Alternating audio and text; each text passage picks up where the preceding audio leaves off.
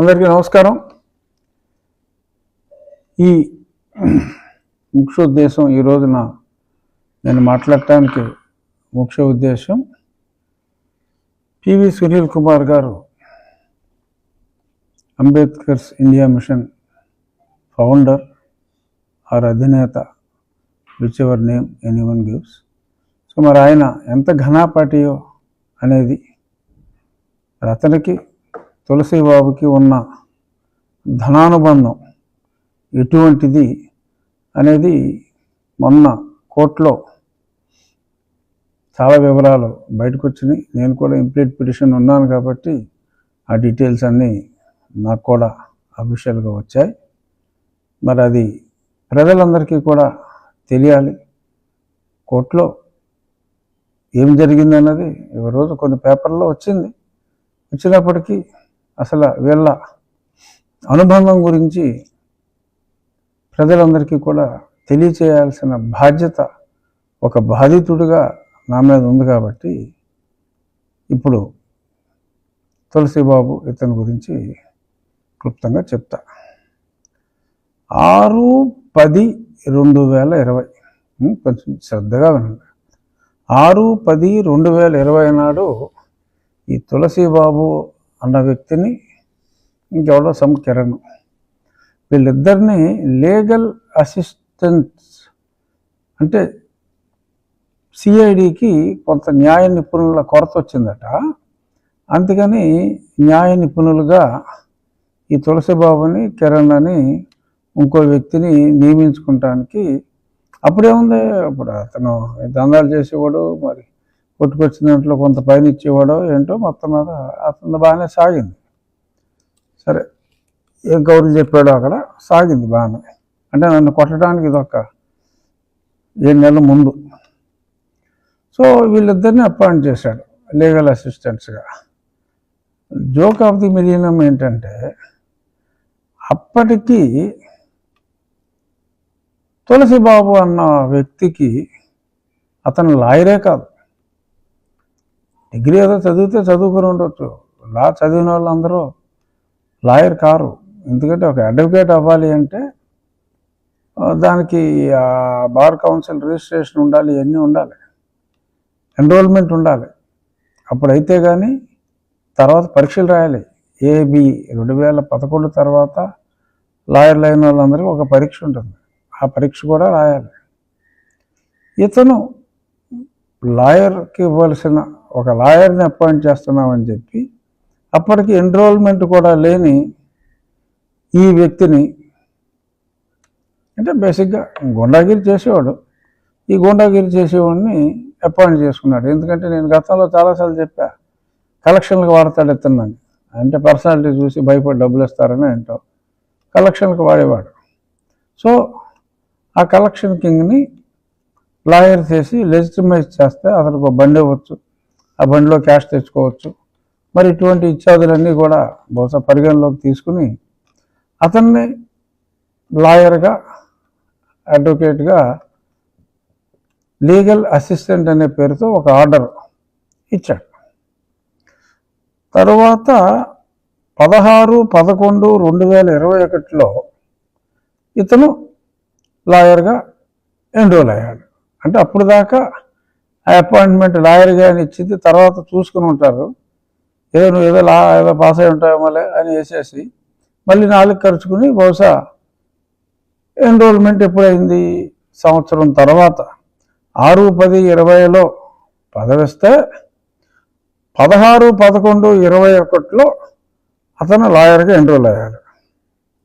దానికి ఒక 2 నెలల ముందు పివి సునీల్ కుమార్ గారు, నేను సిఐడిలో చాలా బ్రహ్మాండమైన కేసులు చేస్తున్నాను, నాకు సుప్రీంకోర్టులో న్యాయవాదుల ఖర్చుల నిమిత్తం, అలాగే హైకోర్టులో ట్రయల్ అటెండ్ అవ్వాలి, ఆ ఖర్చుల నిమిత్తం, అంటే వీళ్ళంతా మరి తింగరోళ్ళని చెప్పాలో ఏం చెప్పాలో, హైకోర్టులో ట్రయల్స్ ఉండవండి, అవి ఓన్లీ లోవర్ కోర్ట్స్లో, జిల్లా కోర్టుల్లోనే ట్రయల్ కండక్ట్ చేస్తారు.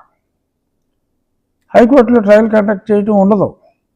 సో హైకోర్టులో ట్రయల్ కండక్ట్ చేయడానికి ట్రయలే లేని హైకోర్టులో ట్రయల్ కండక్ట్ చేయడానికి అప్పటికి లాయరే కానీ ఈ తులసిని సునీల్ కుమార్ అపాయింట్ చేయడం జరిగింది. తర్వాత ఈ ఎన్రోల్మెంట్ బార్ కౌన్సిల్లో ఎన్రోల్ అయినంత మాత్రాన ఏఐబిఈ పరీక్ష రాయాలి. అది అప్పటికి ఇంకా రాయాల. ఆ తర్వాత ఎప్పుడో 2023 మేలో అతను పాస్ అయ్యాడు. ఈ ₹1 బడ్జెట్ అడిగిందే తడవగా మరి అతనికి జగన్ రెడ్డి ప్రభుత్వంలో శాంక్షన్ అయిపోయింది.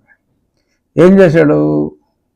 సుప్రీంకోర్టులో అసలు ఎప్పుడు గమనం వేసుకోవాలా, కోర్టుకి వెళ్ళిన పాపాన పోలా. సో సుప్రీంకోర్టుకి ఇచ్చింది లేదు, వెళ్ళింది లేదు. తులసి బాబుకి ఫిబ్రవరి 2022లో ఒక 12 కేసుల నిమిత్తం ఇతను అందించిన అద్భుతమైన సహకారానికి, ఎందుకంటే అసలు లాయర్ ఏం కాదు, ఎప్పుడు కోర్టుకు వెళ్ళలేదు, ఏమీ లేదు, ఏం సహకారం అందించాడని చెప్పి ఇతనికి ఒక 48 లక్షలు, అంటే 12 కేసుల్లో కేసుకి 4 లక్షలు చొప్పున, అందులో నా కేసు ఒకటి, 7వ నెంబరు 8వ నెంబరు రఘురామకృష్ణరాజు అది రాజద్రోహం కేసు అనేది కూడా ఒకటి. ఈ కేసుల్లో వీడు సహకరించాట అతడికి.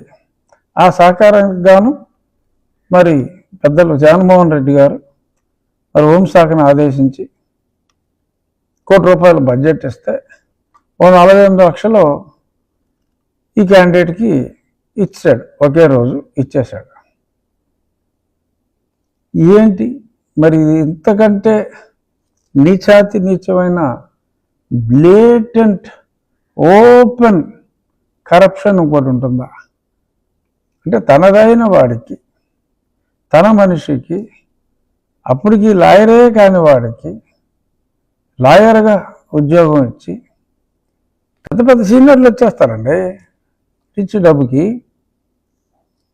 కోర్టుకు రాలా, చేసిందల్లా ఇల్లీగల్.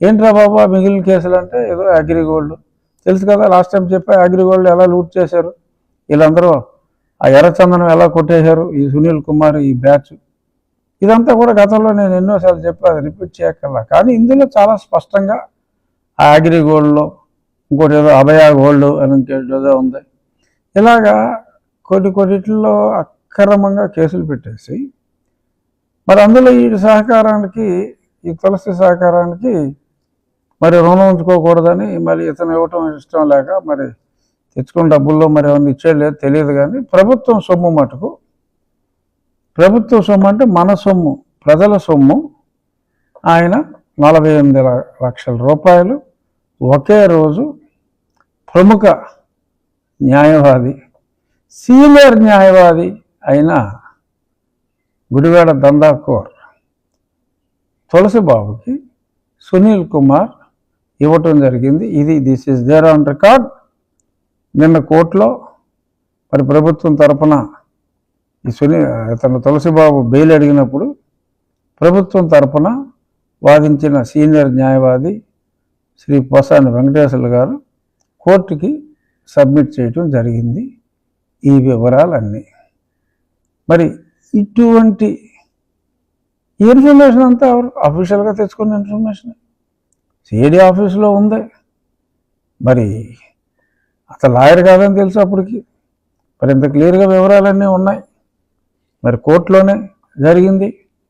మరి ఇప్పుడైనా సునీల్ కుమార్ మీద బాగా జీతం ఇచ్చి పెంచుతున్నారు. ఎందుకంటే ఐపీఎస్ ఆఫీసర్లకి విఆర్ ఉండదు, ఈ డిఎస్పీలకి వీళ్ళకే ఉంటుంది పాపం ఆ విఆర్. వాళ్ళకి జీతాలు ఉండవు ఆ విఆర్ పీరియడ్కి. మరి ఇతనికేమో సుష్టిగా జీతాలు ఇస్తున్నారు. ఆఫీస్కి వచ్చి సంతకం పెట్టమంటే పెడతలేదు, ఎందుకు పెడతలేదు అంటే అడగరు. మరి ప్రభుత్వం వాళ్ళు కొత్త అల్లుని పోషించినట్టు మరి ఇతను పోషిస్తున్నారు, పని చేయకుండా జీతం ఇస్తున్నారు. అతను హైదరాబాద్లో కుదిరితే అలా అమెరికా, అలా వయా దుబాయ్ వెళ్ళి గోల్ఫ్ ఆడుకుంటున్నాడు. జీతం మటుకు ప్రభుత్వం ఇస్తుంది. సంతకం పెడతానికి ఆఫీస్కి వచ్చి రారా అక్కడే కూర్చోరా అంటే కూర్చోడు. ఏదన్నా అంటే మరి బెదిరింపులు అనుకుంటా. అంబేద్కర్స్ ఇండియా మిషన్ మీటింగులు, మన ఒంగోలులో మీటింగు. ఏం మాట్లాడామంటే ప్రభుత్వం సుప్రీంకోర్టు ఇచ్చిన తీర్పుకి వ్యతిరేకం అంటే 5 జడ్జిలు 1 జడ్జు ఆ మనసుకు నచ్చినట్టుగా మాట్లాడారు. ఆ విషయం గురించి నేను మాట్లాడుతున్నాను. అసలు నువ్వు మీటింగ్ పెడతానికి హక్కు లేదమ్మా. ఎవడో పిలిస్తే వెళ్ళటానికి నువ్వు స్థాపించిన సంస్థ ఆర్గనైజ్ చేసిన మీటింగు. మరి అంత ఓపెన్గా బ్లేటెంట్గా మాట్లాడాడు. అయినా నో యాక్షన్, అడ్డంగా దొరికాడు. ఇదే కాదు, దానికి ముందు కూడా ఒక 75 లక్షలు అకౌంట్ ఓపెన్ చేసి కొట్టాడు. డీటెయిల్స్ అన్నీ ఇచ్చాం. మరి ఇన్వెస్టిగేషన్ మొదలైందని నిన్న ఆంధ్రజ్యోతిలో చూసా. నేనే ఇచ్చాను కంప్లైంట్. ఇప్పుడు ఇది కూడా ఏదైతే కోర్టులో ప్రజెంట్ చేశారో అన్ని వివరాలతో దీని మీద కూడా నేను ఏసీబీకి కంప్లైంట్ ఇస్తాను. దీని మీద విచారణ చేయండి అని. చూద్దాం విచారణ ఎంతకాలం కొనసాగుతుందో. ఇక్కడ ఇంకో హైలైట్ ఏంటంటే ఒక బెదిరింపు అనేది ఒకటి నేర్చేసుకున్నారు వీళ్ళు, అంబేద్కర్స్ ఇండియా మిషన్ వాళ్ళు. తైక్వాండో శ్రీను అని ఈ ఆర్గనైజేషన్కి వైస్ ప్రెసిడెంట్. ఎక్కడో విజయనగరం, శ్రీకాకుళం ఆ ఏరియా. అతను ఓపెన్గా స్టేట్మెంట్ ఇచ్చాడు. నేను హిందూ పేపర్లో చదివా కొద్ది నెలల క్రితం. పివి సునీల్ కుమార్ని హెరాస్ చేసేస్తున్నారు ఈ కొత్తగా వచ్చిన ఈ కూటమి ప్రభుత్వం అని హెచ్చరించాడు. మా ఎస్సీలందరూ తిరగబడితే ప్రభుత్వాన్ని కూల్చేస్తామన్నట్టుగా మాట్లాడాడు తాయక్వాండో శ్రీను. మరి కొందరు అంటున్నారు ఆ ప్రాంతంలో ఉన్న కూటమి నాయకులు కొందరితో ఆ తాయక్వాండో శ్రీనుకి సన్నిహిత సంబంధాలు ఉన్నాయని కూడా. అది నిజమో కాదో నాకు తెలియదు, కావచ్చు కాకపోవచ్చు. బట్ ఓపెన్గా తాయక్వాండో శ్రీనుతో సునీల్ కుమార్ బెదిరింప చేశాడు. స్టేట్మెంట్స్ ఆర్ దేర్, విజువల్స్ ఉన్నాయి, పేపర్ ఐటమ్స్ ఉన్నాయి, హిందూ పేపర్లో వచ్చింది. అంటే ఇంత అవినీతి అధికారి మీద చర్యలు తీసుకుంటే మరి అతను సామాజిక వర్గం చూసి వదిలేయాలట. ఆయన నీతిపరుడట, గొప్ప ఆఫీసర్ అట. సో ఈ రకంగా ఓపెన్గా బెదిరింపులకు కూడా వాళ్ళు పాల్పడుతున్నారు. మరి ప్రజలు అపోహపడతారు, ఎందుకంటే ఆ బెదిరింపులు ఓపెన్గా చేస్తున్నారు. నేను చాలా స్పష్టంగా అతని పాత్ర ఉంది. నిన్న కోర్టులో ఆ తులసిబాబు తరపున వాదించడానికి వచ్చిన వ్యక్తి కూడా అసలు ఇప్పుడు దాకా సునీల్ కుమార్ని, సీతారామాంజనేయుల్ని పిలిచి మాట్లాడకుండా ఇదేంటండి అన్నట్టుగా కూడా మాట్లాడాడు. ఎవరు సీనియర్ లాయర్ గారు. అంటే ఇతని తరపున ఇతను తప్పు చేసిందంతా ఇతను. మరి 48 లక్షలు క్యాష్, మరి ఇంకేమి ఇచ్చారో మనకు తెలియదు. కొట్టుకొచ్చిన దాంట్లో వాటాలు ఇచ్చారేమో మనకు తెలియదు. బట్ రెడ్ హ్యాండెడ్గా అంటే ఎర్రచందనం కొట్టిన మాట నిజం, అప్పుడు ఇతని కంట్రోల్లో ఉన్న మాట నిజం. బట్ ఇతనికే డబ్బు చేరిందంటానికి ఆధారాలు వెతికితే దొరుకుతాయి. బట్ ఆ 9 టెక్నాలజీస్ పేరు మీద ఓపెన్ చేసిన అకౌంట్, అది కూడా ఈ తులసిబాబు, ఈ సునీల్ కుమార్ గ్యాంగ్. మరి ఇలాగా ₹1 కోటి తీసేసుకుని లాయర్ కానీ ప్రముఖ లాయర్కి అతనే గుండా, అతనే లాయరు, అతనే ఆలినాలు, మరి అతని ద్వారా ఇలా లూటీ చేసిన దానికి మరింత ఓపెన్గా కోర్టులో కూడా ప్రభుత్వమే సబ్మిట్ చేసింది. ఎందుకంటే ఆ కేసులో మరి ప్రభుత్వమే సబ్మిట్ చేసింది వివరాలు. మరి ప్రభుత్వం సబ్మిట్ చేసిన ఆ వివరాల మీద మరి ప్రభుత్వం యాక్షన్ తీసుకోవాల్సిన అవసరం ఉంది. ఇప్పటికైనా నా మనవి, వాళ్ళు ఊపే ఉడతూపులకి దయచేసి ఎవరూ భయపడద్దు. చట్టం అందరికీ సమానం. ఎవరు ఎవరిని కూడా దూషించకూడదు, ద్వేషించకూడదు. తప్పు ఎవరు చేసినా శిక్ష అందరికీ సమానం. సో అంచేత ఎవరో ఒక వర్గం వాళ్ళు ఇంకో వర్గం వారిని బెదిరించారని చెప్పి అమ్మోయ్ వాళ్ళకి ఏదో ఎక్కువ ప్రొటెక్షన్ ఉందని మనకు ప్రొటెక్షన్ లేదని అనుకోవద్దు. చట్టం అందరికీ సమానం. కేవలం చట్టం చెప్పింది కులం పేరుతో దూషించవద్దు అని. ఎవరు దూషిస్తారండి? ఎవరో దూషించరు. ఆ కల్చర్ ఎప్పుడో పోయింది, అసలు లేదు ఆ కల్చర్. మరి సెన్సస్లో కూడా మనం చూస్తున్నాం, మన సుప్రీంకోర్టు కూడా స్పష్టంగా చెప్పింది, ఒకసారి మతం మారిన వారు ఎటువంటి ఎస్సీ ఎస్టీ కేసులు పెడతానికి మతం మారితే అర్హత లేదు. మరి చర్చిలు చూస్తే 30,000 చర్చిలు ఉన్నాయి. మరి దాని ప్రకారం చూస్తే 22% ఉన్నారని నేను ఎప్పుడూ జగన్మోహన్ రెడ్డి సీఎం అయిన కొత్తలోనే నేను చెప్పడం జరిగింది. దానికనే మరి అతను క్రిస్టియన్, మరి ఇతను క్రిస్టియన్, సునీల్ కుమార్ ఈ ముసుగులో తిరుగుతున్న క్రిస్టియన్. మరి వీళ్ళందరూ కలిసి నన్ను కుట్ర చేసి అప్పుడు నన్ను ఏదో పైకి పంపాలని చూశారు. వెంకటేశ్వర దయతో బతిగా, ఇది ఎన్నోసార్లు చెప్పాను నేను. ఇంకా బెదిరించాలని చూడటం, మనం బెదిరిపోవటం అనేది సమంజసం కాదు. ఇప్పటికే ఎంతో ఆలస్యమైంది. కోర్టులో ప్రభుత్వ న్యాయవాది ఇతను ఈ డబ్బు తీసుకొని సుప్రీంకోర్టు న్యాయవాదులకు ఇవ్వాలి, ట్రయల్ లేని హైకోర్టులో ట్రయల్ చేయడానికి ఇవ్వాలి అని చెప్పి లాయర్ కాని ఒక లాయర్కి డబ్బులు ఇచ్చిన తర్వాత కూడా, ఇంకా అది కోర్టులో సబ్మిట్ చేసిన తర్వాత కూడా ప్రభుత్వ ప్లేడర్ గారు ఇంకా అతను ఉపేక్షించటం న్యాయమా అన్నది ప్రజలు ఆలోచించండి. న్యాయం అనుకుంటే న్యాయం అని చెప్పండి, ఇది అన్యాయం అనుకుంటే అన్యాయం అని చెప్పి చెప్పండి. చెప్పటమే నా ధర్మం.